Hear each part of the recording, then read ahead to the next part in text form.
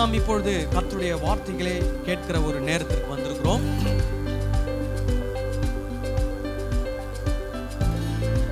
நாம் எல்லாரும் வேத வசனங்களை எடுத்து வைத்துக் கொள்ளலாம்.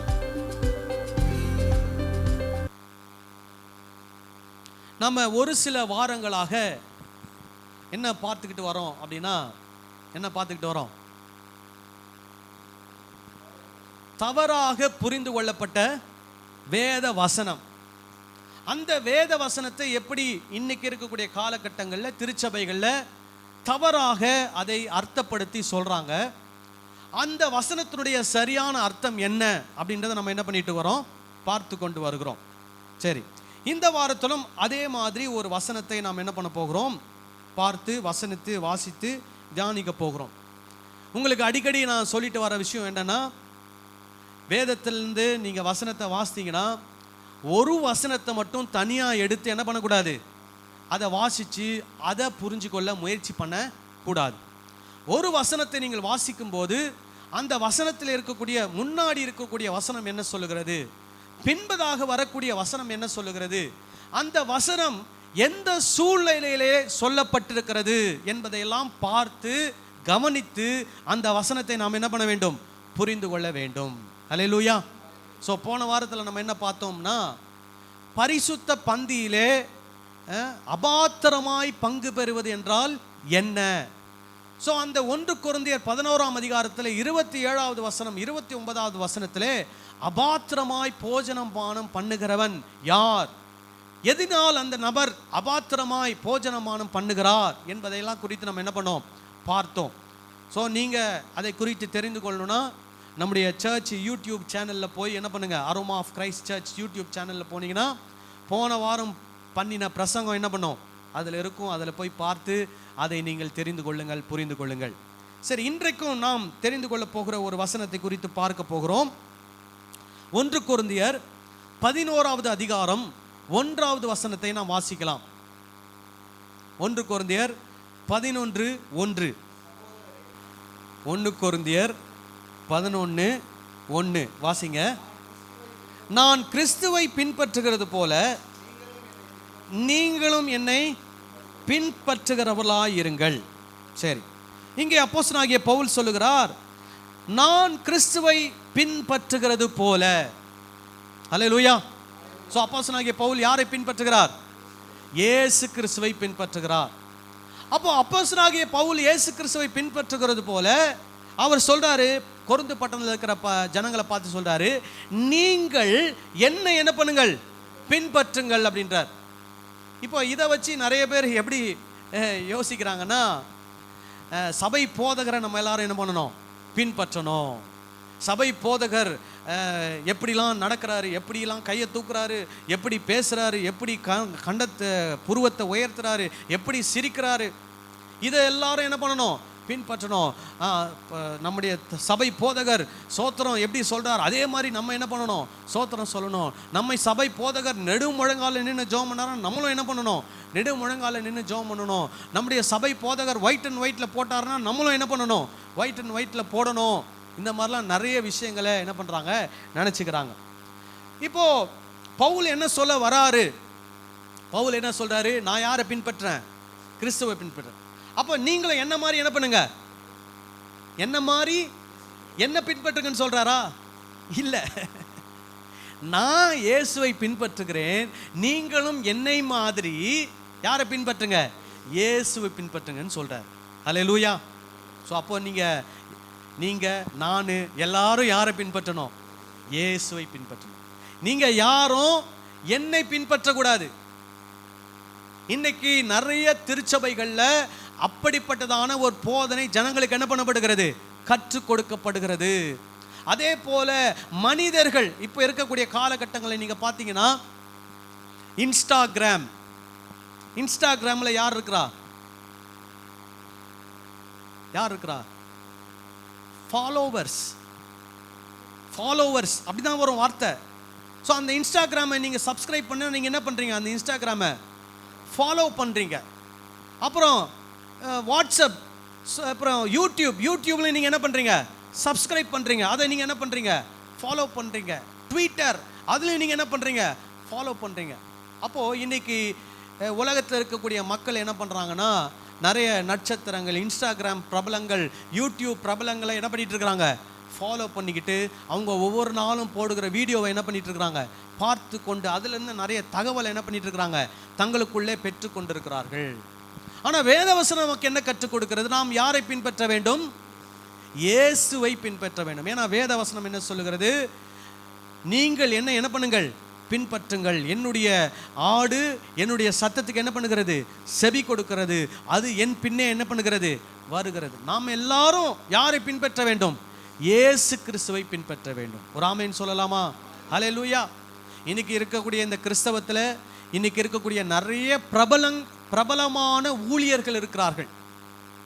பிரபலமான ஊழியர்களை நீங்கள் பின்பற்றினால் திடீரென்று அந்த பிரபலமான ஊழியர் ஏதாகிலும் ஒரு தவறை செய்து விட்டால் நீங்கள் என்ன ஆவீங்க? கைவிடப்பட்டுருவீங்க. உங்களுக்கு நான் சொல்றேன், ஒரு யூடியூப்ல ஒரு ஊழியர் இருந்தார்.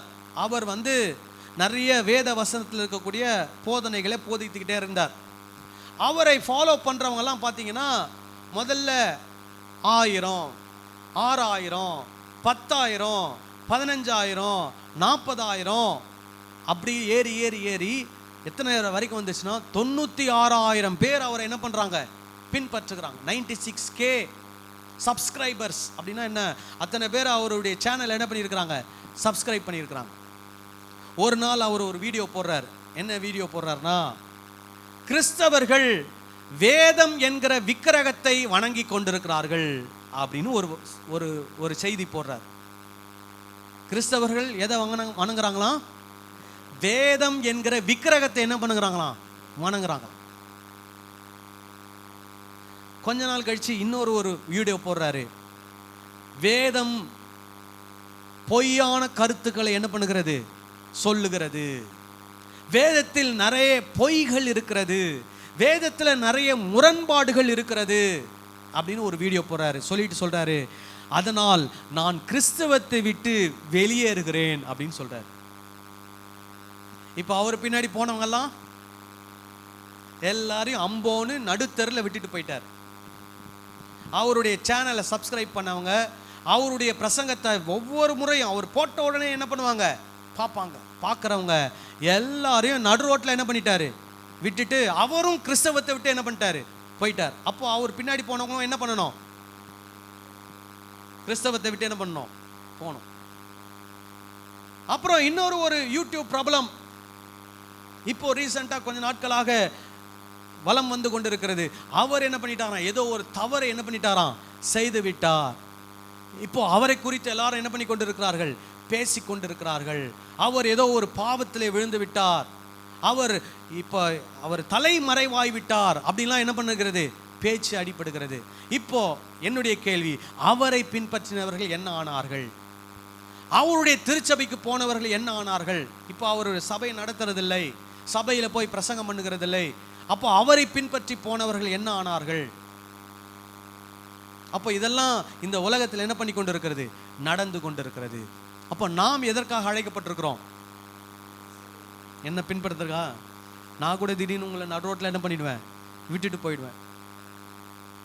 ஆனா நீங்க இயேசுவை பற்றி கொண்டால் இயேசு ஒரு நாள் உங்களை என்ன பண்ண மாட்டார், கைவிட மாட்டார். ஒரு ஆமென் சொல்லலாமா? அல்லேலூயா. அதனால இந்த உலகத்துல எந்த ஒரு ஊழியக்காரரும் என்ன பண்ணக்கூடாது, பின்பற்றக்கூடாது. அவங்கள ஒருவேளை நீங்க பின்பற்றலாதா, எப்படி பின்பற்றலானா, அவர் எப்படி இயேசுவை பின்பற்றுகிறார் என்பதை பார்த்து நீங்கள் அவ்வண்ணமாக யாரை பின்பற்ற வேண்டும், இயேசுவை பின்பற்ற வேண்டும். அல்லேலூயா. நீங்க இன்னைக்கு நீங்க பார்த்தீங்கன்னா உலக வட்டாரத்தில் அநேக நடிகர்களை போல இருக்கக்கூடியவர்கள் சிலர் இருக்கிறார்கள். எப்படி புரட்சி தலைவர் எம்ஜிஆரை போல என்ன பண்ணுவாங்க சிலர் இருப்பாங்க, கமலஹாசனை போல சிலர் இருப்பாங்க, ரஜினிகாந்தை போல சிலர் என்ன பண்ணுவாங்க, அந்த ஹேர் ஸ்டைலாம் வச்சுட்டு இருப்பாங்க. அதுபோல் கிறிஸ்தவத்தில் நிறைய பேர் டிஜிஎஸ் தினகரன் போல என்ன பண்ணுறாங்க, இருக்கிறாங்க. டிஜிஎஸ் தினகரன் எப்படி கண்ணெல்லாம் உயர்த்தி, எப்படி தலையாட்டி கையை உயர்த்தி பாட்டு பாடுவாரோ அந்த மாதிரி ஒரு 5-6 பேர் இருக்கிறாங்க. நீங்கள் அவங்களுடைய கூட்டத்துக்கெல்லாம் போனீங்கன்னா என்ன பண்ணுவாங்கன்னா, அதே மாதிரி அவர் எப்படி பேசுவாரோ அதே மாதிரி கையை உயர்த்தி பேசுவாங்க, அதே மாதிரி புருவத்தை உயர்த்துவாங்க, அதே மாதிரி தலையாட்டுவாங்க. அப்படி யாரும் நம்ம என்ன பண்ணப்படவில்லை, அழைக்கப்படவில்லை. அப்போ இன்னைக்கு இந்த உலகத்தில் டிஜிஎஸ் தினகரன் ஊழியம் செஞ்சிருக்கிறான், அவர் ஒருத்தர் தான். அவரை மாதிரி வேற யாரும் என்னதான் இமிட்டேட் பண்ணாலும் அவரை மாதிரி என்ன பண்ண முடியாது, செய்ய முடியாது. ஆனா நாம் யாரை போல மாறணும்னு வேதவசனம் சொல்லுகிறதுனா, நம்ம எல்லாரும் யாரை போல மாறணும், இயேசுவை போல, கிறிஸ்துவை போல நாம் மாற வேண்டும். ஒரு ஆமென் சொல்லலாமா? ஹல்லேலூயா.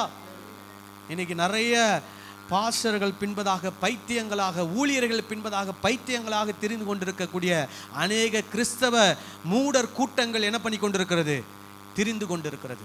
ஆனால் நாம் யாரை பின்பற்ற அழைக்கப்பட்டிருக்கிறோம், இயேசுவை. சரி, இப்ப இந்த சூழ்நிலையில பவுல் என்ன சொல்ல வரார், ஏன் தன்னை பின்பற்ற சொல்லுகிறார், அதை நம்ம பார்க்கணும். ஏன்னா இவர் இந்த சபைக்கு சில ஆலோசனைகளை கொடுத்து கொண்டு வருகிறார். நம்ம எல்லாருக்கும் தெரியும், கொரிந்து பட்டணத்தில் ஏகப்பட்ட குழப்பங்கள்.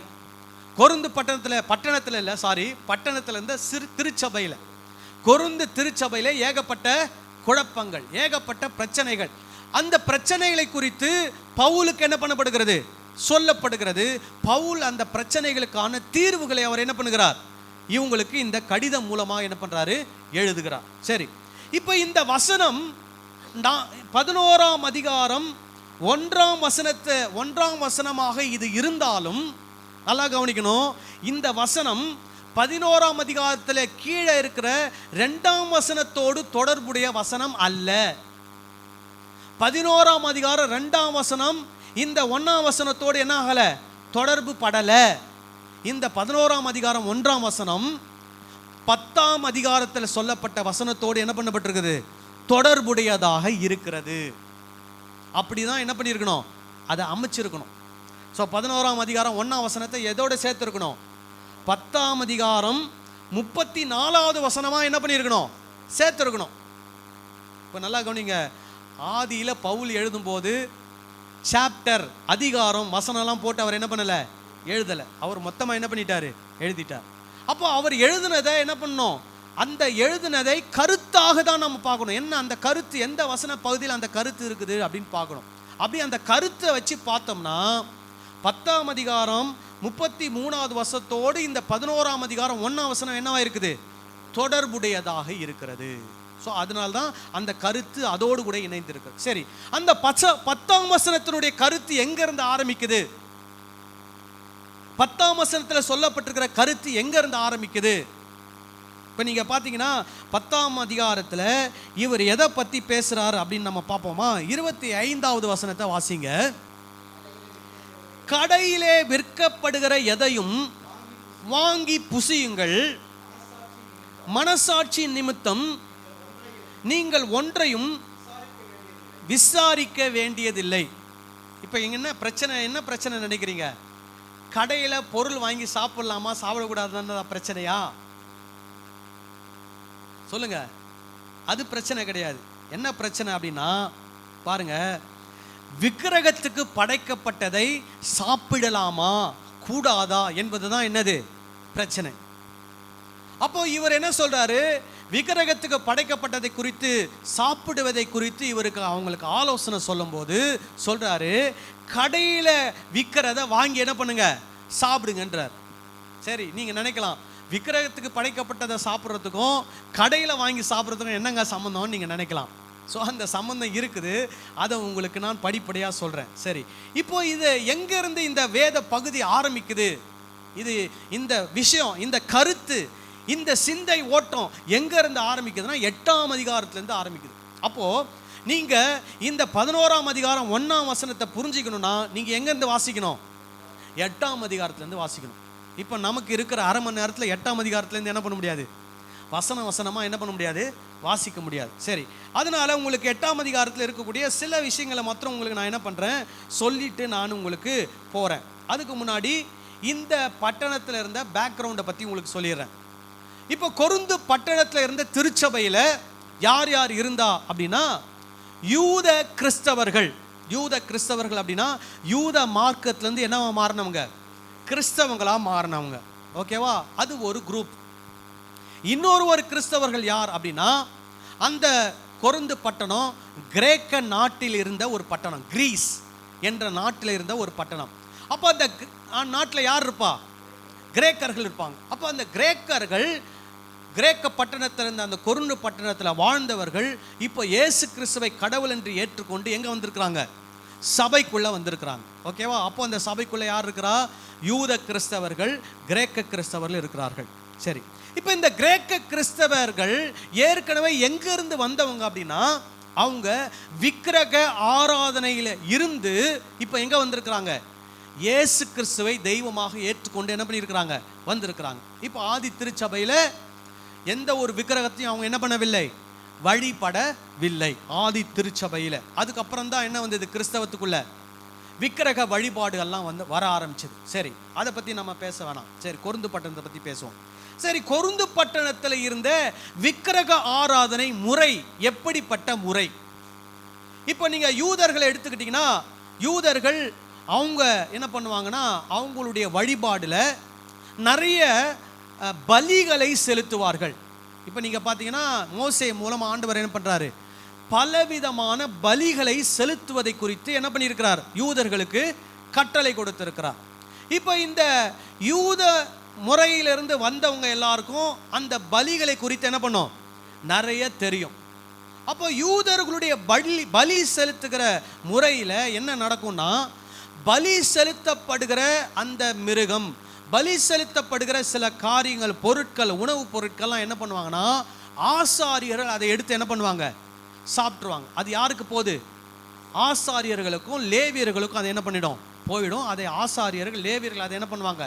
எடுத்து சாப்பிட்ருவாங்க. அது யாருக்கு வராது? பொது ஜனங்களுக்கு அது என்ன பண்ணாது? வராது. இது யாருடைய முறைமை? யூதருடைய பலி செலுத்துகிற முறைமை. ஆனால் கொரிந்து பட்டணத்தில் இருந்த கோயில்கள், நிறைய கோயில்கள் இருந்தது, நிறைய தெய்வங்களை அவங்க வழிபட்டாங்க. ஒவ்வொரு கோயிலில் இருக்கக்கூடிய ஒவ்வொரு தெய்வத்துக்கும் வித்தியாசமான வழிபடுகிற முறைகள், பலி செலுத்துகிற முறைகளை அவங்க என்ன பண்ணியிருந்தாங்க? வச்சிருந்தாங்க. ஆனால் அந்த பலி செலுத்துகிற முறையில் ஒரு காரியம் பின்பற்றப்பட்டது. என்ன அப்படின்னா, அந்த கோயில்களிலே பலி செலுத்தப்பட்ட அந்த மிருகங்கள் அந்த கோயிலில் இருக்கிறவங்களால என்ன பண்ணப்படாது? சாப்பிடப்படாது. அவங்க அதை சாப்பிட மாட்டாங்க. அதுக்கு பதிலாக கோயிலில் பலி செலுத்தப்படுகிற மிருகங்களை கொண்டு போய் எங்கே விற்றுருவாங்க? கடைகளில் விற்றுருவாங்க. மார்க்கெட்டில் கொண்டு போய் என்ன பண்ணிடுவாங்க? கொடுத்துருவாங்க. ஸோ மார்க்கெட்டில் இருக்கிற வியாபாரி என்ன பண்ணியிருப்பார்? அங்கே உள்ளே இருக்கிற ஆள் கூட டீலிங். என்ன டீலிங்? நல்லா எலசெல்லாம் என்ன பண்ணிடு, நம்ம கடையில் கொண்டு வந்து என்ன பண்ணிடு, கொடுத்துருப்பா, நம்ம கடையில் வியாபாரம் நல்லா ஆகுது அப்படின்னு. ஸோ அவங்க எந்தது வேணுமோ அதெல்லாம் என்ன பண்ணிக்கிறாங்க? அவங்க கடைக்கு அதை வாங்கிக்கிறாங்க. அப்போது அந்த விக்கிரக கோயிலில் பலி செலுத்தப்படுகிற அந்த இறைச்சிகள் எங்கே விற்கப்படுகிறது? மார்க்கெட்டில் விற்கப்படுது. இப்போ நம்ம ஒரு வசனம் வாசித்தோம். என்ன வசனம்? கடைகளில் விற்கப்படுகிறவைகளை வாங்கி புசியுங்கள், மனசாட்சி நிமித்தம் நீங்கள் ஒன்றையும் விசாரிக்க வேண்டுவதில்லை. நீங்கள் அந்த கடையில் போய் அங்கே ஒரு 4-5 ஆடு என்ன பண்ணும்? தொங்கும். நீங்கள் என்ன பண்ணக்கூடாது? ஒவ்வொரு ஆடாக பிடிச்சி, இது கோயிலேருந்து வந்த ஆடா அப்படின்லாம் என்ன பண்ண வேணாம், கேட்க வேணாம். நீங்கள் பாட்டுக்கு என்ன பண்ணுங்க, அவன் எந்த கறியை வெட்டி போடுறானோ அதை என்ன பண்ணுங்க, வாங்கி என்ன பண்ணுங்க, வீட்டில் கொண்டு வந்து குக் பண்ணி என்ன பண்ணுங்க, சாப்பிடுங்க. எந்த கேள்வியும் என்ன பண்ணாதீங்க, கேட்காதீங்கன்னு அவங்களுக்கு என்ன பண்ணுறார்? பவுல் சொல்கிறார். சரியா? ஸோ இதுதான் அந்த சபையில் இருந்த பிரச்சனை. என்ன பிரச்சனை? இப்போ ஏற்கனவே அந்த கிரேக்க விக்கிரக வழிபாட்டிலேருந்து ரட்சிக்கப்பட்டு சபைக்கு வந்தவங்க, அவங்க என்ன பண்ணுறாங்க? கடையில் போய் அந்த பலி செலுத்தப்பட்ட மிருகத்தை கூட என்ன பண்ணுறாங்க? வாங்கிட்டு வந்து அவங்க புசிச்சு சாப்பிட்றாங்க. ஆனால் யூதர்கள் என்ன நினைக்கிறாங்க? இவங்க அந்த பலி செலுத்தப்பட்ட மிருகத்தை இவங்க போய் கடையில் வாங்கிட்டு வந்து சாப்பிட்டாலும் இவங்க எதோடு உடன்படுறாங்கன்னா, விக்கிரக ஆராதனையோடு என்ன பண்ணுறாங்க? உடன்படுறாங்க அப்படின்னு யார் சொல்கிறா? யூதர்கள் அல்லது ஒரு சில சகோதரர்கள் அந்த குற்றச்சாட்டை வைக்கிறாங்க. ஸோ இந்த குற்றச்சாட்டு சபைக்குள்ளே என்ன கொண்டு வருகிறது? குழப்பத்தை கொண்டு வருகிறது. என்ன குழப்பம்? நீ அந்த கடையில் போய் வாங்காத, அந்த கடையில் எனக்கு தெரியும், எல்லாம் கடையில் விற்கிற எல்லாமே எங்கேருந்து வருது தான், அங்கேருந்து வருது, அந்த கோயிலேருந்து வருது, இந்த கோயிலேருந்து வருதுன்னு அவங்க என்ன பண்ணுறாங்க? சொல்கிறாங்க. இப்போ நான் பேசுகிறது எல்லாமே இந்த ஊரில் இருக்கக்கூடிய அல்லது தமிழ்நாட்டில் சென்னையில் இருக்கிறத பற்றி நான் என்ன பண்ணலை, பேசலை. 1ஆம் நூற்றாண்டிலே கொருந்து பட்டணத்தில் இருந்த விக்கிரக கோயில்கள், அங்கே பலி செலுத்தப்பட்ட மிருகங்கள், அவைகள் எங்கே கொண்டு வரப்பட்டது? மார்க்கெட்டுக்கு, கடை தெருவுக்கு கொண்டு வரப்பட்டது. அந்த கடை தெருவில் போய் கிறிஸ்தவர்கள் என்ன பண்ணுறாங்க? கறியை வாங்கி சாப்பிட்றாங்க. அப்படி சாப்பிடும்போது ஒரு சில கிறிஸ்தவங்க என்ன நினைக்கிறாங்க? இவன் என்ன பண்ணுறான்? விக்கிரகத்துக்கு படைத்ததை என்ன பண்ணுறான்? சாப்பிட்றான் அப்படின்னு சொல்கிறான். விளங்குச்சா? ஆனால் நம்ம எப்படி அதை குழப்பிக்கிறோம்? தீபாவளிக்கு ஒருத்தர் வந்து ஸ்வீட்டு கொடுத்தா என்ன நினச்சிக்கிறோம்? இது விக்கிரகத்துக்கு படைக்கப்பட்டது. அந்த விக்கிரகத்துக்கு படைத்ததை சாப்பிடக்கூடாதுன்னு பைபிள் என்ன பண்ணியிருக்குது? சொல்லியிருக்குது. இப்போ நீங்கள் பார்த்தீங்கன்னா நிறைய பேர் இந்து பேக்ரவுண்ட்லேருந்து வந்திருப்பாங்க. அவங்க கிட்ட போய் கேட்டிங்கன்னா சொல்லுவாங்க, நாங்கள் படைச்சதெல்லாம் யாருக்கும் என்ன பண்ண மாட்டோம், கொடுக்க மாட்டோம். நாங்கள் வீட்டில் என்ன பண்ணுவோம்? தனியாக செய்வோம். அதை தான் யாருக்கு கொடுப்போம்? தெரிஞ்சவங்களுக்கு, பக்கத்து வீட்டில் இருக்கிறவங்களுக்கெல்லாம் நாங்கள் கொடுப்போம். ஆனால் என்ன ஆயிடுச்சு? கிறிஸ்தவத்தில் அந்த மாதிரி போதனைகள் சொல்லப்பட்டு விக்கிரகத்துக்கு படைத்ததை என்ன பண்ணக்கூடாது? சாப்பிடக்கூடாதுன்னு பைபிளில் சொல்லியிருக்குது. பவுல் சொல்கிறாரு. ஆனால் எதுக்காக சொல்கிறாருன்னு உங்களுக்கு நான் சொல்லணும். அப்போ தான் உங்களுக்கு என்ன பண்ணோம்? புரியும். சரியா? 8ஆம் அதிகாரத்தில் இதை பற்றி என்ன பண்ணியிருக்கிறார்? சொல்லியிருக்கிறார். 10ஆம் அதிகாரத்தில் இதை பற்றி சொல்லியிருக்கிறார். சரி, நான் உங்களுக்கு சுருக்கமான என்னென்னலாம் சொல்லிட்டு வராருன்னு உங்களுக்கு நான் சொல்கிறேன். அப்போ கொருந்து பட்டணத்தை இந்த சபையினுடைய பிரச்சனை என்ன? விக்கிரகங்களுக்கு பலியிடு செலுத்தப்பட்டது. விக்கிரகத்துக்கு பலி செலுத்தப்பட்டது எங்கே இருக்குது? கடையில் இருக்குது. சபையில் இருக்கிறவர் போய் அதை என்ன பண்ணுறாரு? கொண்டு வாங்கிட்டு வந்து என்ன பண்ணுறாரு? சாப்பிட்றாரு. சாப்பிட்ட உடனே இங்கே இருக்கிற ஒரு சிலர் என்ன சொல்கிறாங்க? விக்கிரகத்துக்கு படைத்ததை நீ என்ன பண்ணக்கூடாது? சாப்பிடக்கூடாது. அப்படி நீ சாப்பிட்டினா நீயும் என்ன செய்கிற? விக்கிரக ஆராதனை செய்கிற அப்படின்னு சொல்கிறாங்க. ஓகேவா? சரி, இப்போ 8ஆம் அதிகாரம் முதல் வசனத்தை வாசிக்கலாம்.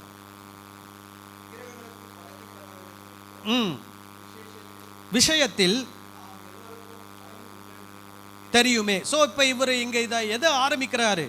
விக்கிரகங்களுக்கு படைக்கப்பட்டவைகளை குறித்த விஷயத்தை பற்றி என்ன பண்ணுறாரு? இங்கே ஆரம்பிக்கிறார். சரி, இப்போ இங்கே இருக்கக்கூடிய இந்த குழப்பத்திற்கு பவுல் 3 விதமான ஆலோசனைகளை கொடுக்கிறார். என்ன ஆலோசனை? அவங்களுக்கு இருக்கிற கேள்வி என்ன? விக்கிரகத்துக்கு படைச்சதை சாப்பிட்றது விக்கிரக ஆராதனையா, பாவமா அப்படின்னு சொல்லி என்ன பண்ணுறாங்க? அவங்க யோசிக்கிறாங்க. இப்போ பவுல் 3 பதில்களை கொடுக்கிறார். அந்த பதில்கள் அவர் என்ன சொல்கிறார்னா, இந்த மாதிரி சாப்பிட்றது, நல்லா கவனிக்கணும், இந்த மாதிரி சாப்பிட்றதுன்னா என்னது? கடையில் போய் வாங்கிட்டு வந்து சாப்பிட்றது என்ன ஆகாது?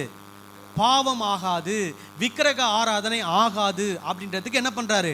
3 பதில் கொடுக்குறார். சரி, முதல் பதில் எங்கே இருக்குது அப்படின்னா 8ஆம் அதிகாரம் 4, 5, 6 வசனங்கள்ல இருக்குது. வாசிங்க.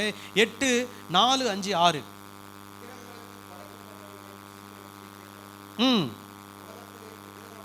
உலகத்திலே விக்கிரகமானது ஒன்றுமில்லை என்றும் ஒருவரே அன்றி வேறு ஒரு தேவன் இல்லை என்றும் அறிந்திருக்கிறோம். ஓகே, அப்போ அவங்களுக்கு என்ன சொல்றாரு? விக்கிரகம் என்ன இல்லை? விக்கிரகம் என்ன இல்லை? ஒன்றும் இல்லை. இதுதான் கொருந்து பட்டணத்தில் இருக்கிறவங்களுக்கு என்ன சொல்றாரு? ஆன்சர் சொல்றாரு. விக்கிரகம் என்ன கிடையாது? ஒன்றும் கிடையாது. அப்படின்னா என்ன அர்த்தம்? அது ஒரு மரம் அல்லது அது ஒரு கல், அது ஒன்றும் இல்லை. ஆனா நமக்கு என்ன சொல்லி கொடுத்துருக்குறாங்க?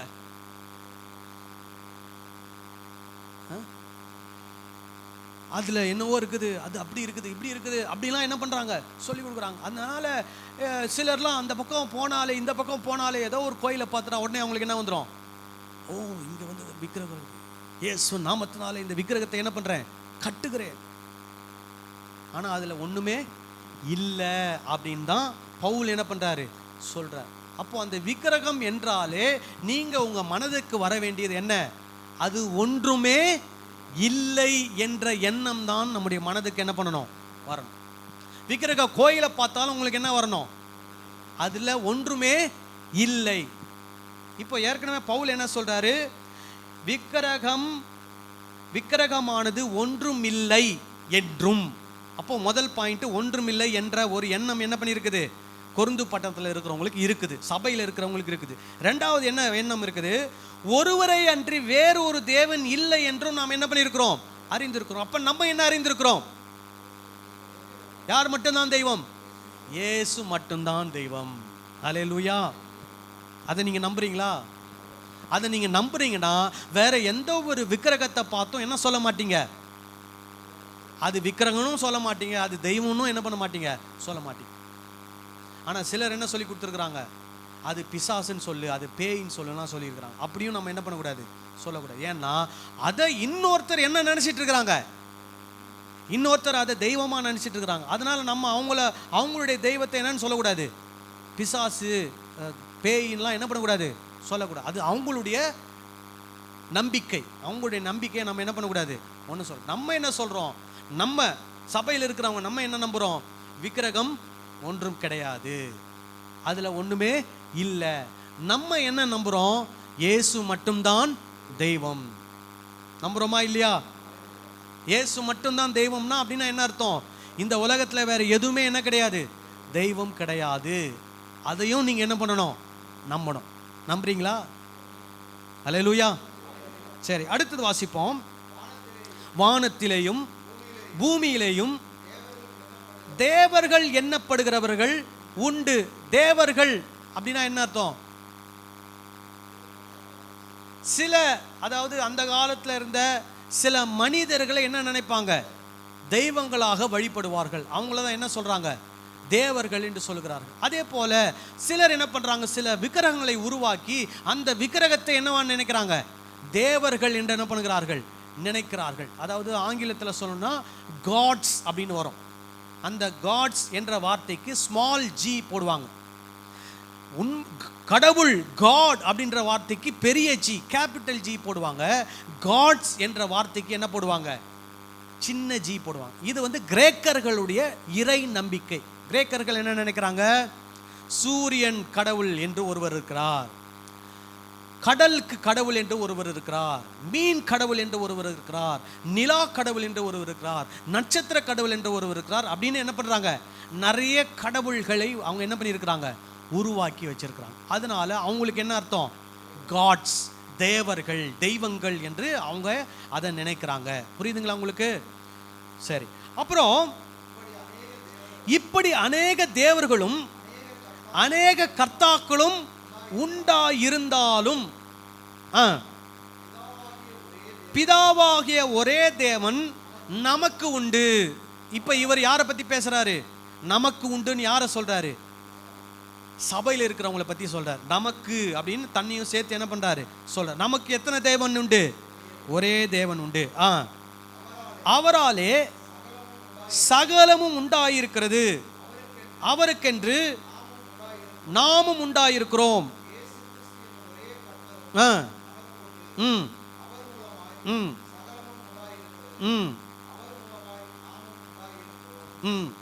சரி, 6 வரைக்கும் வாசிட்டீங்களா? அவர் மூலமாய் நாமும் என்ன இருக்கிறோம், உண்டாயிருக்கிறோம். அப்போ இவர் என்ன சொல்ல வர்றார்னா, நம்முடைய கடவுள் நம்பிக்கை, நம்முடைய இறை நம்பிக்கை என்ன அப்படின்னா, இயேசு ஒருத்தர் தான் கடவுள், விக்கிரகம் என்ன கிடையாது, ஒன்றுமே இல்லை. இதுதான் நம்முடைய நம்பிக்கை. அதனால இவர் என்ன சொல்றாரு, நீங்க இதை பாவம் என்று என்ன பண்ண வேண்டியதில்லை, நினைக்க வேண்டியதில்லை. ஏன்னா விக்கிரகத்தை ஒரு பொருட்டென்று நினைத்து அதை வணங்குகிறவர்கள் தான் என்ன செய்யறாங்க, விக்கிரக ஆராதனை செய்கிறாங்க. விக்கிரக ஆராதனை என்ற பாவத்தை செய்கிறாங்களே தவிர, நீங்கள் கடையில் போய் அந்த கறியை வாங்கி சாப்பிட்றதுனால நீங்கள் என்ன செய்யலை, விக்கிரக ஆராதனை செய்யவில்லை. ஏனென்றால் நம்முடைய நம்பிக்கை என்ன, இயேசு ஒருவரே தேவன் என்ற நம்பிக்கை நமக்கு இருக்கிறது. இந்த கறியை சாப்பிட்றது நம்பிக்கையில் என்ன கொண்டு வராது, மாற்றத்தை கொண்டு வராது. இப்போ உதாரணத்துக்கு ஒருத்தருக்கு ஏதோ ஒரு இருமல் அல்லது ஒரு ஜுரம், இன்ஃபெக்ஷன் இருக்குது. அவர் இருமுன உடனே நம்ம அவர் பக்கத்தில் இருந்தோம்னா என்ன ஆகிடும் சொல்லுங்க, அந்த இன்ஃபெக்ஷன் நமக்கு ஒட்டிக்கும். இப்போ நீங்கள் கடையில் விற்கிற ஒரு பொருளை வாங்கி சாப்பிட்டோன்னே நீங்கள் விக்கிரக ஆராதனை உங்களுக்கு ஒட்டிக்குமா சொல்லுங்க? அப்படிலாம் ஒட்டாது. விக்கிரக ஆராதனை எப்படி ஒருவர் விக்கிரக ஆராதனைக்காரராக மாறுறாருன்னா, அவர் என்ன பண்ணுவார், அவருக்கு விருப்பமான ஒரு சிலையை போய் என்ன பண்ணுவார், வழிபடுவார், வணங்குவார். அந்த சிலையோ அந்த விக்கிரகத்தையோ என்ன சொல்வார், தெய்வம் என்று கூப்பிட்டு தன்னுடைய ஜபங்களை என்ன பண்ணுவார், அதுக்கு முன்னாடி ஏறெடுப்பார். அப்போ அவருடைய நம்பிக்கை என்னவா மாறுகிறது, அவர் நினைக்கிறாரு அதுதான் எனக்கு தெய்வம் என்று அவர் நினைக்கிறார். ஆனால் நம்ம எதை தெய்வம் நினைக்கிறோம், இயேசு மட்டும்தான் தெய்வம் என்று நாம் என்ன பண்ணுகிறோம், நினைக்கிறோம். அதனால அந்த சாப்பாட்டு பொருள் நம்ம என்னவா மாற்றுகிறதில்லை, விக்கிரக ஆராதனைக்காரராக என்ன பண்ணுவதில்லை, மாற்றுவதில்லை. விளங்குதா, புரியுதா, குழப்புதா, சொல்லுங்க. சரி, ஓகே. அப்புறம் ரெண்டாவது பவுல் என்ன சொல்றாரு, 8வது அதிகாரம் 7வது வசனத்தை வாசிங்க. ஆகிலும் இந்த அறிவு எல்லாரிடத்திலும் இல்லை. சோ முதல்ல நீங்க எந்த அறிவுக்கு வரணும், விக்கிரகம் ஒன்றும் இல்லை, அது ஒரு பொருட்டு இல்லை என்ற அறிவுக்கு நீங்க என்ன பண்ணணும், வரணும். ஆனாலும் என்ன பவுல் சொல்றாரு, சபையில் இருக்கிற எல்லாருக்கும் இந்த அறிவு என்ன பண்ணுவதில்லை, இல்லை, வருவதில்லை. மற்ற ஒரு சிலர் என்ன நினைப்பாங்க, இல்லைங்க அதில் ஏதோ ஒன்று இருக்குதுங்க, அதில் ஏதோ ஒரு சக்தி இருக்குதுங்க, அதில் ஏதோ ஒன்று இருக்குதுங்க அப்படின்னு என்ன பண்ணுவாங்க, சிலர் நினைப்பாங்க. புரியுதா நான் சொல்றது? அப்போ பவுல் என்ன சொல்றாரு, ஆகிலும் இந்த அறிவு எல்லாரிடத்திலும் இல்லை. அப்புறம் இன்றைய வரைக்கும் விக்கிரகத்தை ஒரு பொருள் என்றும் எண்ணி விக்கிரகத்துக்கு படைக்கப்பட்டதை புசிக்கிறார்கள். இப்ப பாருங்க, இது யாரை பத்தி பேசுறாரு, விக்கிரகத்தை ஒரு பொருள் என்று எண்ணி அதை புசிக்கிறவர்களை பத்தி என்ன பண்றாரு, சொல்றார். சரி, அப்புறம் அவர்களுடைய மனசாட்சி பலவீனமாய் இருப்பதால் அசூசிப்படுகிறது. இது சபையில் இருக்கிறவங்களை பத்தி சொல்லல, சபைக்கு வெளியே இருக்கிறவங்களை பத்தி சொல்றாரு. ஆனா சபையில் இருக்கிறவங்களும் ஒரு சிலர் என்ன நினைக்கிறாங்க, விக்கிரகத்தை ஒரு பொருட்டை நினைக்கிறாங்க. ஆனா விக்கிரகத்தை என்ன பண்ணுவதில்லை, வழிபடுவதில்லை. ஆனா வெளியே இருக்கிறவங்கள விக்கிரகத்தை ஒரு பொருட்டா நினைச்சு விக்கிரகத்துக்கு படைத்ததை என்ன பண்ணுகிறார்கள், சாப்பிடவும் செய்கிறார்கள். சரி, அதனால இவர் என்ன சொல்றாரு, அப்படிப்பட்டவர்கள் அப்படி நினைக்கிறதுனால அது அவர்களுக்கு பாவம். ஆனால் நாம் அப்படி நினைக்காதபடினாலே அது நமக்கு என்னவா மாறுகிறதில்லை, பாவமாக என்ன பண்ணுகிறதில்லை, மாறுகிறதில்லை. புரியுதா நான் சொல்றது? ஓகே. மூணாவது ஒன்று சொல்றாரு, 8ஆம் அதிகாரம் 8ஆம் வசனம், போஜனமானது நம்மை தேவனுக்கு உகந்தவர்களாக்க மாட்டாது. எண்ணத்தினாலெனில் புசிப்பதினால் நமக்கு ஒரு மேன்மையும் இல்லை, புசியாதிருப்பதினால் நமக்கு ஒரு குறைவும் இல்லை. அப்போ சாப்பிட்றதுனால நீங்க யாராவது தேவனுக்கு உகந்தவங்களா மாற முடியுமா? நான் இன்னென்ன சாப்பாடு மட்டும்தான் சாப்பிட்றேன், அதனால ஆண்டவருக்கு ரொம்ப பிரியமானவனா இருக்கிறேன்னு யாராவது சொல்ல முடியுமா? இன்னென்ன சாப்பாடெல்லாம் நான் சாப்பிட்றதில்ல, அதனால நான் தேவனுக்கு பிரியமா இருக்கிறேன்னு யாராவது சொல்ல முடியுமா? சொல்லுங்க. அப்போ சாப்பாடு என்பது நம்மை ஆண்டவரத்தில் கிட்டவும் கொண்டு போய் சேர்க்காது, ஆண்டவரை விட்டு தூரமும் நம்மளை என்ன பண்ணாது, கொண்டு போகாது. அதனால படைக்கப்பட்டதை சாப்பிடுவது என்ன இல்லை, பாவம் இல்லைன்னு பவுல் சொல்றார். புரியுதா உங்களுக்கு சொல்றது? திருப்பி அந்த வசனத்தை வாசிங்க, 8வது வசனம். போஜனமானது, போஜனம் சொல்லும்போது பொதுவாகவே சொல்றார், போஜனமானது நம்மை தேவனுக்கு உகந்தவர்களாக்க மாட்டாது. எண்ணத்தினாலெனில் புசிப்பதினால் நமக்கு ஒரு மேன்மையும் இல்லை, புசியாது இருப்பதினால் நமக்கு ஒரு குறைவும் இல்லை. இப்போ நீங்க விக்கிரகத்தை படைத்ததை புசிக்கிறதுக்கு கூட சொல்றாரு. எப்படி சொல்றாருன்னா, நீங்க அதை புசிச்சதுனால நீங்க எந்த விதத்திலும் குறைவுபட மாட்டீங்க, நீங்க அதை புசியாம இருக்கிறதுனால எந்த விதத்துல நீங்க மேன்மை அடைய மாட்டீங்க. இப்போ எங்க சபையில் என்ன பிரச்சனை, சாப்பிடாதவங்க சாப்பிட்றவங்கள பார்த்து என்ன சொல்றாங்க, நீ பாவம் பண்ணிட்டேன்னு சொல்றாங்க.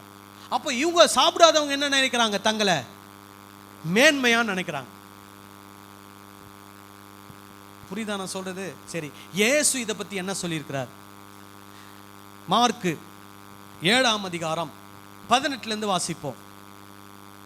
மார்க்கு 7:18.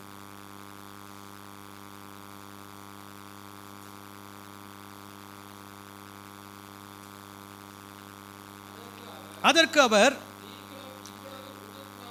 நீங்களும் இவ்வளவு உணர்வில்லாதவர்களா?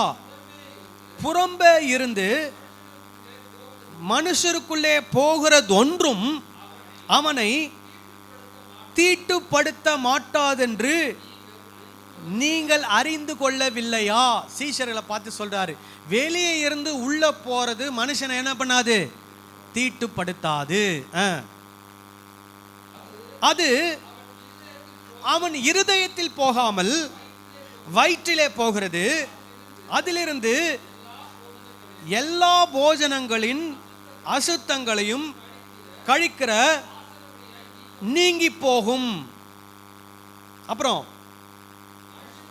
மனுஷக்குள்ளே இருந்து புறப்படுகிறதே மனுஷனை தீட்டுப்படுத்தும். இப்போ இதை ஒரு சிலர் எப்படி எடுத்துக்கிறாங்கன்னா, ஒருத்தர் சாப்பிட்டுட்டு வாயிலிருந்து வெளியே வந்துச்சுன்னா அது அவருக்கு என்ன ஆயிடுமா? தீட்டாயிடும். அப்படி இல்லை. மனுஷனுக்குள்ள இருந்து புறப்படுறதுனா என்ன அப்படின்னு இங்க தொடர்ந்து சொல்றாரு பாருங்க. எப்படி எனில், வயிற்றுல இருந்து வர்றதில்லை. எங்கிருந்து வர்றது? இருதயத்துல இருந்து வருது. மனுஷனுடைய இருதயத்துல இருந்து நிறைய விஷயம் வெளியே வருதான். என்னென்னலாம் வருதான்? பொல்லாத சிந்தனைகள், விபச்சாரங்கள், வேசித்தனங்கள், கொலை பாதகங்கள், களவுகள், பொருளாசைகள், துஷ்டத்தனங்கள், கபடு, காமவிகாரம், வன்கண், தூஷணம், பெருமை, மதிகேடு புறப்பட்டு வரும். அப்ப இயேசு என்ன சொல்றாரு? மனுஷனுடைய வாய்க்குள்ள போறது அவனை தீட்டுப்படுத்தாது, அவனுடைய இருதயத்திலேருந்து வெளியே வர்றது அவனை என்ன பண்ணுதான்? தீட்டுப்படுத்துது. அப்போ இருதயத்திலேருந்து என்னென்னலாம் வருதுன்னு என்ன பண்ணியிருக்கிறாரு? சொல்லியிருக்கிறார். ஸோ நாம அதில் தான் நம்ம எப்படி இருக்கணும்? ரொம்ப கேர்ஃபுல்லாக இருக்கும். சிலர் எதில் ரொம்ப கேர்ஃபுல்லாக இருக்கிறாங்க? சாப்பிட்ற விஷயத்துல தான் ரொம்ப கேர்ஃபுல்லாக. எப்போ கேர்ஃபுல்லாக இருக்கலாம்னா, உங்கள் உடம்புக்கு ஆரோக்கியத்தை தருகிறத நீங்கள் தாராளமாக என்ன பண்ணலாம்? சாப்பிடலாம். உடம்புக்கு இது தீங்குனா அதை என்ன பண்ணக்கூடாது? சாப்பிட வேணாம். ஆனால் அந்த சாப்பாட்டை எதுக்கு இணைய வச்சுக்கூடாதுன்னா, நான் இந்த சாப்பாட்டு பொருளினாலே தேவனுக்கு பிரியமாய் மாறப்போகிறேன், இந்த சாப்பாடை சாப்பிடுவதன் மூலமாக நான் ஆண்டவருக்கு பரிசுத்தமாய் மாறுகிறேன் அப்படின்னு நினைக்கிறதா என்னது? தப்பு. அதே மாதிரி இந்த உணவை நான் சாப்பிட்டால் நான் ஆண்டவருக்கு பிரியமில்லாமல் போய்விடுவேன் அப்படின்னு நினைக்கிறதும் என்னது? தப்பு. புரியுதுங்களா? அப்போ சாப்பாடு, வாய்க்குள்ள போகிற உணவு நம்ம என்ன பண்ணாததுல அசுத்தப்படுத்துகிறார். அதுதான் பவுல் என்ன சொல்ல வராரு? 8ஆம் அதிகாரம் 8ஆம் வசனம், போஜனமானது நம்மை தேவனுக்கு உகந்தவர்களாக மாட்டாது. ஸ்டெப் பை ஸ்டெப்பாக வர்றாரு. இப்போ முதல்ல என்ன சொல்றாரு? மெயினாக சாப்பிட்றத பற்றி பேசுகிறார். அப்போ சாப்பிட்றத பற்றி பேசும்போது, விக்கிரகத்துக்கு படைக்கப்பட்டது கடைக்கு போகிறது, கடையிலிருந்து கொண்டு வந்து வீட்டில் சமைக்கப்படுகிறது. அப்படிப்பட்டதை சாப்பிடும்போது அது உங்களை என்ன ஆக்குறதில்லை? பாவிகள் ஆக்குகிறதில்லை. உங்களை விக்கிரக ஆராதனைக்காரராக என்ன பண்ணுவதில்லை? மாற்றுவதில்லை என்று அவர் சொல்லிட்டார். சரியா? அப்படின்னும் போது இப்போ கடையில் நம்ம போய் ஒரு பொருள் வாங்குறோம்னா அந்த கடையை திறக்கிறவர் முதல்ல என்ன பண்ணுவார்? சொல்லுங்க. அவருடைய வழிபாடு முறையை அவர் என்ன பண்ணுவார்? செய்வார். அவர் எந்த மதத்தை பின்பற்றுவதாக இருந்தாலும் அந்த மதத்தினுடைய வழிபாடுகளை அவர் செய்து விட்டு தான் என்ன பண்ணுவார்? கடையை திறப்பார். அப்போ நம்ம கடையில் போய் எந்த பொருள் வாங்கினாலும் அவர் அதை என்ன பண்ணியிருக்கிறார்? ஏற்கனவே வழிபட்டு அதை என்ன பண்ணிட்டாரு? இது பண்ணிட்டார். அதை தான் நம்ம என்ன பண்ணுறோம்? வாங்கிட்டு வந்து சமைச்சு சாப்பிட்றோம். இப்போ இது வரைக்கும் அந்த மாதிரிலாம் யாரும் என்ன பண்ணதில்லை? யோசித்ததில்லை. சிலர் அந்த மாதிரிலாம் யோசித்து என்ன பண்ணுவாங்கன்னா, கரெக்டாக கிறிஸ்டியன் கடைக்கு தான் என்ன பண்ணுவாங்க? போவாங்க. ஏன்னா அவர் என்ன பண்ணிட்டாராம்? காலையில் கடை திறக்கும் போது என்ன பண்ணிட்டாராம்? கையை உயர்த்தி ஜெபம் பண்ணிட்டாராம். அது ஒரு விஷயம் ஒன்று போயிட்டுருக்குது. அதனால் இந்த மாதிரி கிறிஸ்தவ வியாபாரிகளை மேலே கொண்டு வர்றதுக்கு என்ன பண்ணுறது? சபையில் இருக்கிற போதகர், நீங்கள் யார்கிட்ட தான் போய் வாங்கணும்? கிறிஸ்தவ சூப்பர் மார்க்கெட்டில் தான் நீங்கள் போய் பொருளை வாங்கணும், கிறிஸ்தவ கடையில் தான் போய் பொருள். அப்படிலாம் கிடையவே கிடையாது. நீங்கள் போய் எங்கே வேணாலும் என்ன பண்ணலாம்? வாங்கலாம். அதை வாங்கி என்ன பண்ணுங்க? ஜெபம் பண்ணி நீங்கள் என்ன பண்ணுங்க? சாப்பிடுங்க. கர்த்தருக்கு நன்றி சொல்லி சாப்பிடுங்க. உங்கள் வயிற்றுக்குள்ளே போகிறது உங்களை என்ன பண்ணுகிறதில்லை? தீட்டுப்படுத்துகிறதில்லை. உங்களை விக்கிரக ஆராதனைக்காரராக என்ன பண்ணுவதில்லை? மாற்றுவதில்லை. சரி. சரி, இப்படி இருக்கிற கொருந்து பட்டத்தில் இப்படி இருக்கிறதுல என்ன ஆகுனா, சிலர் என்ன ஆகிறாங்கன்னா, எனக்கு இந்த அறிவு இருக்குது, என்னது விக்கிரகத்தை படைத்ததெல்லாம் என்ன பண்ணுதில்ல, ஒன்றும் பண்ணாது அப்படின்னு சொல்லிட்டு என்ன பண்ணுறாங்கன்னா, அடுத்த ஸ்டெப்புக்கு போகிறாங்க. அடுத்த ஸ்டெப்புக்கு அப்படின்னா என்னன்னா, அவங்க எங்கேயே போய் சாப்பிட ஆரம்பிக்கிறாங்கன்னா, விக்கிரக கோயிலுக்குள்ளேயே என்ன பண்ணுறாங்க? போய் சாப்பிட ஆரம்பிக்கிறாங்க. புரியுதா நான் சொல்றது? ஸோ கடையில் வாங்கிட்டு வந்த சாப்பிட்ட ஆள் இப்போ கொஞ்சம் தைரியம் வந்துடுச்சு. இப்போ எங்கே போகுது ஆள்? கோயிலுக்குள்ளே போய் உட்காந்து என்ன பண்ணுது? சாப்பிடுது. இன்னும் ஸ்டெப்பு, அடுத்த ஸ்டெப்பு எங்கே போயிடுறாங்கன்னா அந்த விக்கிரக வழிபாட்டுக்கே என்ன பண்ணிடுறாங்க? போயிடுறாங்க. ஒரு ஸ்டெப்லேருந்து அடுத்த ஸ்டெப்புக்கு போய் அடுத்த ஸ்டெப்லேருந்து எங்கே போகிறாங்க? அடுத்த ஸ்டெப்புக்கு போகிறாங்க. இப்போ பவுல் என்ன பண்ணுறாரு? அதை தான் என்ன பண்ணுறாரு? வான் பண்ணுறாரு. இப்போ முதல்ல 8ஆம் அதிகாரத்தில் பேசுனது எது? சாப்பிட்றது மட்டும். இப்போ 10ஆம் அதிகாரத்தில் அவர் பேசுறது எது அப்படின்னா அந்த விக்கிரக ஆராதனையிலே போய் என்ன பண்ணுவது? பங்கு எடுப்பது. அதுதான் 10ஆம் அதிகாரத்தில் பேசுறார். 10ஆம் அதிகாரம் 14வது வசனத்திலிருந்து வாசிங்க. ஆகையால் எனக்கு பிரியமானவர்களே, விக்கிரக ஆராதனைக்கு என்ன பண்ணுங்கள்? விலகி ஓடுங்கள். இப்போ இவர் எதை பத்தி பேசுறாரு? விக்கிரகத்துக்கு படைக்கப்பட்டதை பத்தி பேசுறாரா? விக்கிரக ஆராதனை பத்தி பேசுறாரா? விக்கிரக ஆராதனை பத்தி பேசுறாரு. ஏன்னா விக்கிரகத்தை படைக்கப்பட்டதை சாப்பிடுவது தப்பில்லைன்ற அறிவை உடையவர்கள் கொஞ்சம் கொஞ்சமா நகர்ந்து எங்க போயிடுவாங்களாம்? ஆராதனைக்கு போயிடுவாங்க. அதனால இவர் என்ன சொல்றாரு? விக்கிரக ஆராதனைக்கு என்ன பண்ணுங்கள்? விலகி ஓடுங்கள். அப்புறம் உங்களை புத்திமான்கள் என்று எண்ணி பேசுகிறேன். நான் சொல்லுகிறதை நீங்களே நிதானித்து பாருங்கள்.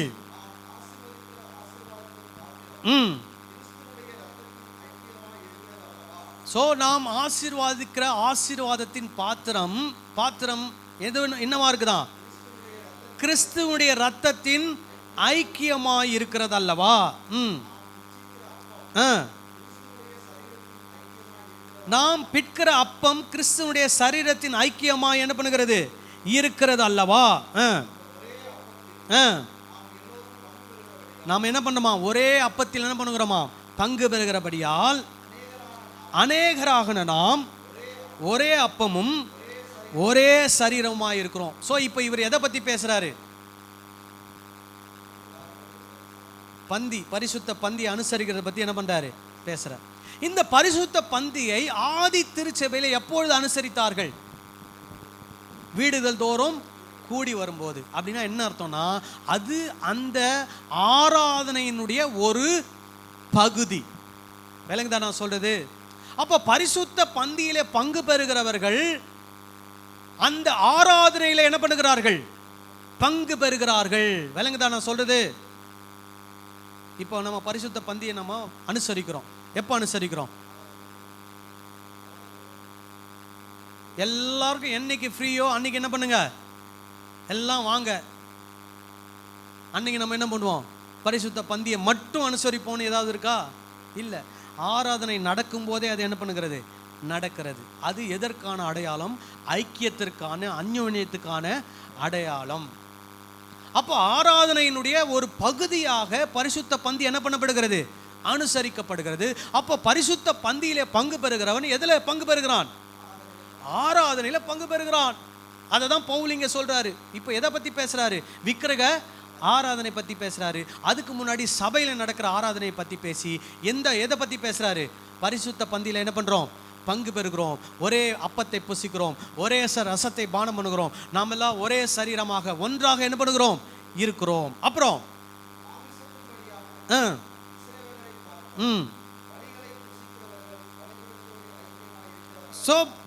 நீங்க இஸ்ரவேலர்கள் என்ன பண்றாங்களாம்? பலிகளை செலுத்திட்டு பலிகளை என்ன பண்றாங்க? புசிக்கிறாங்க. அப்ப அவங்க அந்த ஆராதனையில என்ன ஆறாங்க?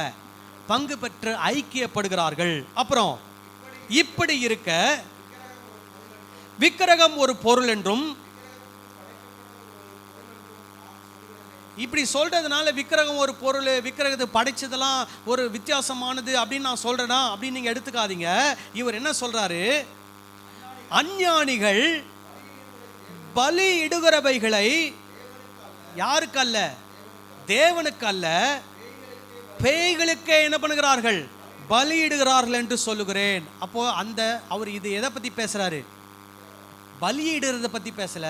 விக்கிரக ஆராதனையிலே பலியிடுவது ஒரு பகுதி. அப்போ அந்த பலி செலுத்துகிற காதலையெல்லாம் எதை சேர்ந்தது? விக்கிரக ஆராதனை சேர்ந்தது. அந்த விக்கிரக ஆராதனை யாருக்கு செய்யப்படுகிறது? பேய்களுக்கு செய்யப்படுகிறது. அப்போ அவர் சொல்றாரு,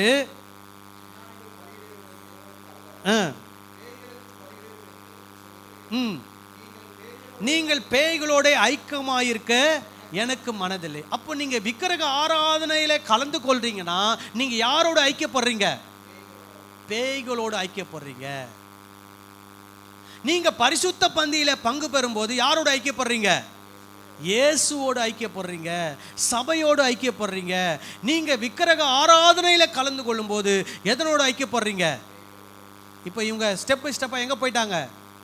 கடையில் விற்கிறத வாங்கி சாப்பிட்டவங்க எங்க போறாங்க? கோயிலுக்குள்ள போய் சாப்பிட்றாங்க. கோயிலுக்குள்ள போய் சாப்பிட்டவங்க எங்க போயிட்டாங்க? விக்கிரக ஆராதனை வழிபாட்டுக்கே என்ன பண்ணிட்டாங்க? போயிட்டாங்க. அவங்கள பற்றி தான் இந்த இடத்துல அவர் என்ன பண்றாரு? பேசுறாரு. அதனால தான் சொல்றாரு, விக்கிரக ஆராதனைக்கு என்ன பண்ணுங்கள்? விலகி ஓடுங்கள் அப்படின்றாரு. சரி, தொடர்ந்து வாசிப்போம். கர்த்தருடைய பாத்திரத்திலும் பேய்களுடைய பாத்திரத்திலும் பானம் பண்ணக்கூடாதே. நீங்கள் கர்த்தருடைய போஜன பந்திக்கும் பேய்களுடைய போஜன பந்திக்கும் பங்குள்ளவர்களாய் இருக்கக்கூடாதே. நாம் கர்த்தருக்கு எரிச்சலை மூட்டலாமா? அவரிலும் நாம் பலவான்களா? அப்போ என்ன சொல்றாரு? நீங்க கடையில் வாங்கி கடையில் படைக்கப்பட்டதை வாங்கி சாப்பிட்றது உங்களை விக்கிரக ஆராதனைக்காரராக என்ன பண்ணுவதில்லை? மாற்றுவதில்லை. ஆனால் அந்த நிலையிலிருந்து நீங்க எங்க போயிடக்கூடாது? படிப்படியா என்ன ஆயிடக்கூடாது? விக்கிரக ஆராதனைக்கு என்ன பண்ணிடக்கூடாது? போயிடக்கூடாதுன்னு அவங்கள என்ன பண்றாரு? எச்சரிக்கிறார். புரியுங்களா நான் சொல்றது?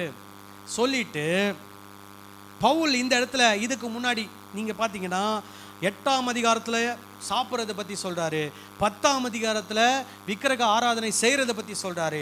இதுக்கு இடையில 2 விஷயத்தை பற்றி பேசுறார். சுருக்கமாக சொல்லிடுறேன். முதல், பவுல் தன்னை பற்றி பேசுகிறார். என்ன பேசுகிறார்னா, தனக்கு நிறைய உரிமைகள் சுதந்திரங்கள் இருக்கிறது. தான் யாரு? ஒரு சுதந்திரவாளி. தன்னால் எல்லாத்தையும் என்ன பண்ண முடியும்? செய்ய முடியும். ஆனால் நான் ரொம்ப ஜாக்கிரதையா என்ன பண்றேன்? செயல்படுறேன் அப்படின்னு தன்னை பற்றி சொல்றார். அடுத்தது சொல்றாரு, இஸ்ரவேல் ஜனங்கள் தேவனால் தெரிந்து கொள்ளப்பட்ட ஜனங்கள் தான். ஆனால் அவர்கள் செய்த சில பாவங்கள் நிமித்தம் தேவன் அவர்களை என்ன பண்ணார்? அடித்து போட்டார் என்று சொல்லுகிறார். சொல்றது புரியுதா?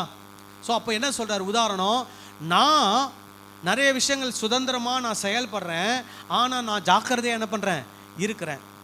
அதனால என்ன பண்ணுங்க? பின்பற்றுங்கன்னு சொல்றாரு. இஸ்ரவேல் ஜனங்களும் தேவனால் தெரிந்து கொள்ளப்பட்ட ஜனங்கள், அவர்கள் சில தவறுகளை செய்து தேவனால் என்ன பண்ணப்பட்டார்கள்? தண்டிக்கப்பட்டார்கள். அவர்களும் நமக்கு என்ன வைக்கப்பட்டிருக்கிறார்கள்? உதாரணமாக என்ன பண்ணப்பட்டிருக்கிறார்கள்? வைக்கப்பட்டிருக்கிறார்கள் அப்படின்னு சொல்றார். சொல்றது புரிஞ்சுச்சா? சரி, இப்போ பவுல் தன்னை பற்றி என்னெல்லாம் சொல்றார் மட்டும் பார்த்துருவோம். பவுல் தன்னை பற்றி என்னெல்லாம் சொல்றார்? முதல்ல பாருங்க, 8ஆம் அதிகாரம் 13ஆம் வசனம். இல்ல 8:13. ஆதலால் போஜனம் என் சகோதரனுக்கு இடரல் உண்டாக்கினால் நான் என் சகோதரனுக்கு இடரல் உண்டாக்காதபடிக்கு என்றைக்கும் மாமிசம் புசியாதிருப்பேன். இப்ப பவுல் சொல்றாரு, எனக்கு மாமிசம் புசிப்பதற்கு எல்லா உரிமையும் இருக்கிறது. ஆனால் நான் இந்த மாதிரி கடையிலிருந்து வாங்கிட்டு வந்து மாம்சம் புசிக்கிறது யாருக்கு இடரல் உண்டாக்குறது? இன்னொரு சகோதரனுக்கு இடரல் உண்டாக்குறது. என்ன உண்டாக்குறது? அவர் என்ன பார்க்குறாரு? பவுல் வந்து படைக்கப்பட்ட ஒரு மாம்சத்தை கடையிலிருந்து வாங்கிட்டு வந்து என்ன பண்ணுறாரு? புசிக்கிறாருன்றதை இன்னொருத்தர் என்ன பண்ணுறாரு? பார்த்துட்டு அவர் என்ன நினைக்கிறாருன்னா, நான் எங்கே போகலாம்? இதை புசிக்கலாம், அப்புறம் என்ன பண்ணலாம்? கோயிலுக்குள்ளே போகலாம், அப்புறம் என்ன பண்ணலாம்? விக்கிரக ஆராதனைக்கே போகலான்னு ஒருவேளை அப்படி போயிட்டார்னா, அதனால அவருக்காக நான் என்ன பண்ணுறேன்? கறி சாப்பிட்றதே என்ன பண்ணிடுறேன்? நிறுத்திக்கிறேன்றார். புரியுதுங்களா நான் சொல்கிறது? யாருக்காக? சகோதரனுக்காக. எந்த சகோதரன்? எல்லா சகோதரனும் இல்லை, இந்த மாதிரி ரொம்ப வீக்கான ஒரு சகோதரனுக்காக நான் என்ன எதை கூட மாற்றிக்குவேன்? கறி சாப்பிட்றது கூட என்ன பண்ணிக்குவேன்? மாற்றிக்குவேன். ஆனால் எனக்கு என்ன அறிவு இருக்குது? கடையில் வாங்கி சாப்பிட்றது என்ன பண்ண போகிறதில்ல, என்ன ஒரு நாள் தீட்டாக்க போகிறதில்ல, அது என்ன விக்கிரக ஆராதனைக்காரனை மாற்ற போகிறதில்ல. சரி, அவனுக்காக நான் என்ன மாற்றிக்கணுமா அப்படின்னு நான் யோசிக்க மாட்டேன். அவனுக்காக நான் என்ன பண்ணிக்கிறேன்? மாற்றிக்கிறேன் அப்படின்னு அவர் சொல்கிறார் பவுல் முதல்ல. சரி, அடுத்தது 9ஆம் அதிகாரம் 19ஆம் வசனத்தை வாசிங்க.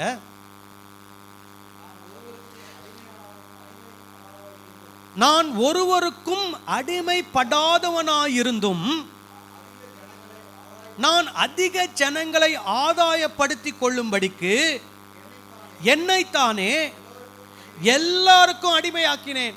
அப்போ அவர் என்ன சொல்றாரு? எனக்கு சுதந்திரம், நான் சுதந்திரவாளிங்க, நான் யாருக்கும் என்ன கிடையாது, அடிமை கிடையாது.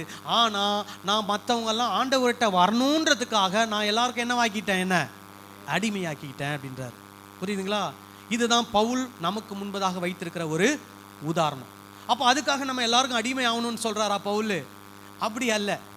அதாவது அவர், நீங்கள் அந்த 9ஆம் அதிகாரத்தில் நிறைய வசனங்களை வாசித்தீங்கன்னா அவர் யாருக்கு எப்படி தன்னை மாற்றிக்கிட்டாருன்றதை அவர் சொல்கிறார்.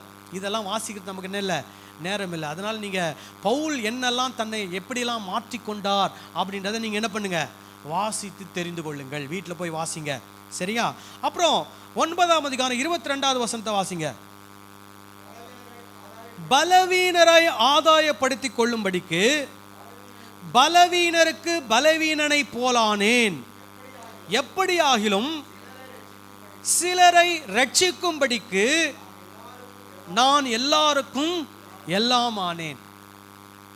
ஸோ இவர் யூதனுக்கு யூதனா மாறுறாரு, கிரேக்கனுக்கு கிரேக்கனா மாறுறாரு, எல்லாருக்கும் என்னவா மாறுறாராம், எல்லாமா மாறுறாரு.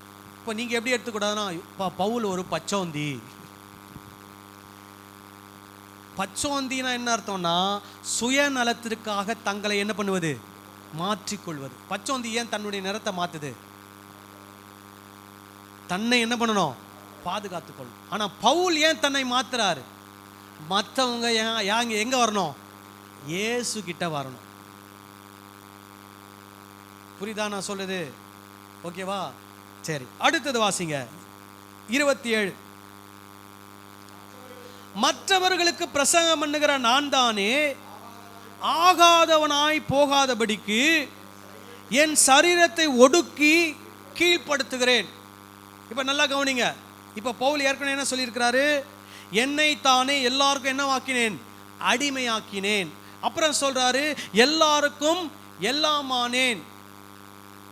இது என்ன எங்க கொண்டு போய் விடும் அப்படின்னா, இது பவுலை பாவம் செய்வதற்கு கொண்டு போய் விடலாம்.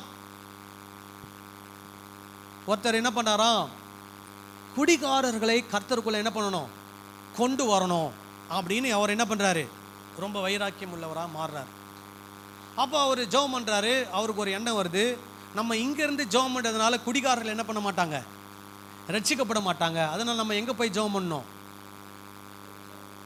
ஒயின் ஷாப் வாசலில் போய் என்ன பண்ணணும், ஜெபம் பண்ணணும். ஸோ ஒயின் ஷாப் வாசலில் நின்று என்ன பண்ணுறாரு, ஜெபம் பண்ணுறார். அப்புறம் அவருக்கு என்ன எண்ணம் வருது, ஒயின் ஷாப்பை வர்றவங்களாம் எங்கே போயிடுறாங்க, அங்கங்கே வீட்டுக்கு போயிடுறாங்க. அப்போ நம்ம எந்த இடம் கரெக்டான இடம், பாருக்குள்ளே போய் உட்காந்து என்ன பண்ணணும், இங்கே வந்து உட்காந்து குடிக்கிற எல்லாருக்காக என்ன பண்ணணும், ஜெபம் பண்ணி அவங்கள என்ன பண்ணணும், ஆதாயப்படுத்தணும். உடனே பாருக்குள்ளே போனால் தனியாக ஒரு நாள் 2 நாள் அனுமதிப்பான். பாரில் இருக்கிறவன் பார்த்துட்டு, என்னையா நீ டெய்லி வர, சும்மா வந்து உட்காந்துட்டு போகிற, என்ன பண்ணுற நீ அப்படின்னு. உடனே சரி அவங்களுக்காக என்ன பண்ணலாம், ஒரு ஜூஸ் வாங்கி என்ன பண்ணலாம், குடிக்கலாம். சரி ஜூஸ் வாங்கி குடித்தவர் அடுத்து என்ன வருது, சரி குடிகாரெல்லாம் ஏன் இந்த குடிக்கு அடிமையாக இருக்கிறாங்க, அப்படி குடியில் என்னதான் இருக்குது அதையும் வாங்கி என்ன பண்ணி பார்ப்போம், குடிச்சு தான் பார்ப்போமே அப்படின்னு அவர் என்ன பண்ணுறாரு, குடிச்சு பார்க்குறாரு. ஸோ ஒரு ஸ்டெப்பாக என்ன வர்றாரு, எதுக்காக, எல்லாருக்கும் எல்லாம் ஆனே அப்படின்னு சொல்லி எங்கே ஆயிட்டாரு, கடைசியில் குடிகாரனாக மாறிட்டார். ஸோ இதை தான் பவுல் என்ன சொல்கிறாரு, நான் எல்லாருக்கும் எல்லாம் ஆனேன், எல்லாருக்கும் அடிமையமானேன், ஆனால் ஆகாதவனாய் போகாதபடிக்கு நான் என்னுடைய லிமிட்டை தாண்டி என்ன பண்ணிடக்கூடாது, போயிடக்கூடாது. அதனால 9ஆம் அதிகாரம் 27வது வசனத்தில் சொல்றாரு, மற்றவர்களுக்கு பிரசங்கம் பண்ணுகிற நான் தானே ஆகாதவனாய் போகாதபடிக்கு என் சரீரத்தை ஒடுக்கி என்ன பண்ணுகிறேன், கீழ்ப்படுத்துகிறேன். இதை ஏன் அவங்களுக்கு சொல்றாருன்னா, நீ விக்கிரகத்துக்கு படைக்கப்பட்டதை கோயிலேருந்து வாங்கி சாப்பிட்ற ஒன்றும் பிரச்சனை கிடையாது.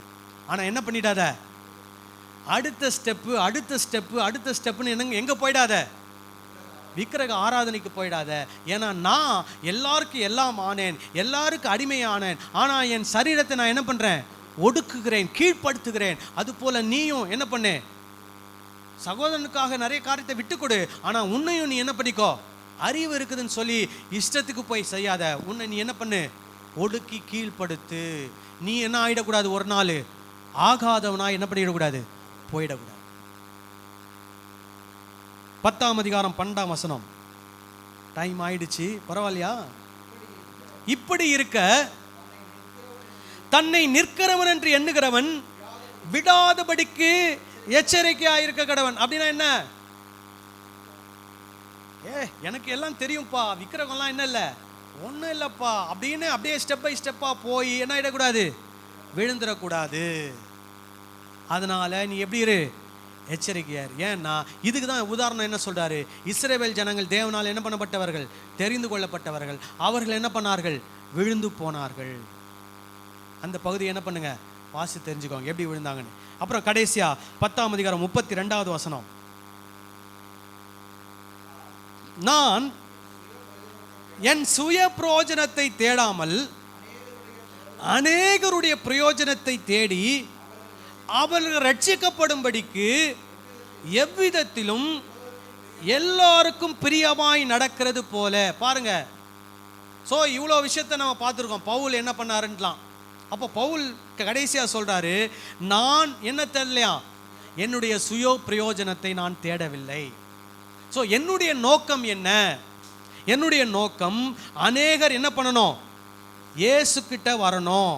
அநேகருடைய பிரயோஜனத்தை தேடி அவர்கள் ரட்சிக்கப்படும்படிக்கு எல்லா விதத்திலும் எல்லாருக்கும் பிரியமாய் நடக்கிறது போல. இதெல்லாம் பவுல் என்ன சொல்றாரு, நான் இப்படிலாம் என்ன பண்ணியிருக்கிறேன், நடந்திருக்கிறேன். எல்லாருக்கும் எல்லாமானேன், எல்லாருக்கும் அடிமையமானேன். இப்போ இன்னொருத்தருக்கு பிடிக்கலன்னா நான் சாப்பிட்றது கூட என்ன பண்ணிடுவேன், மாம்சம் சாப்பிட்றது கூட விட்டுருவேன். அப்புறம் இங்கே என்ன சொல்றாரு, எல்லா விதத்திலும் எல்லாருக்கும் என்ன பண்ணுகிறேன், பிரியமாய் நான் என்ன பண்ணுகிறேன், நடக்கிறேன். நீங்களும் யூதருக்கும் கிரேக்கருக்கும் தேவனுடைய சபைக்கும் இடரலற்றவளாய் இருங்கள் அப்படின்னு சொல்லிட்டு சொல்றாரு, நான் கிறிஸ்துவை பின்பற்றுகிறது போல. ஸோ இப்போ பவுல் என்னென்னலாம் செய்தார், எப்படியெல்லாம் கிறிஸ்துவை பின்பற்றினாரோ, கிறிஸ்துவை பின்பற்றி எப்படிலாம் அவர் நடந்து கொண்டாரோ, அது போல நீங்களும் என்ன பண்ணுங்கள், கிறிஸ்துவை பின்பற்றி என்னை போல என்ன பண்ணுங்கள். நீங்கள் மற்றவருடைய பிரயோஜனத்துக்காக, மற்றவருடைய நலனுக்காக, மற்றவர்கள் ரட்சிக்கப்படும்படியாக எதெல்லாம் விட்டு கொடுக்கணும்னு நினைக்கிறீங்களோ அதை என்ன பண்ணுங்க, உங்களால் முடிஞ்சா விட்டு கொடுங்க. அதனால ஒன்றும் தப்பு இல்லை. அதே நேரத்தில் எல்லாருக்கும் எல்லாம் ஆனேன்னு சொல்லிட்டு என்ன பண்ணிடாதீங்க, விக்கிரக ஆராதனைக்கு போயிடாதீங்க.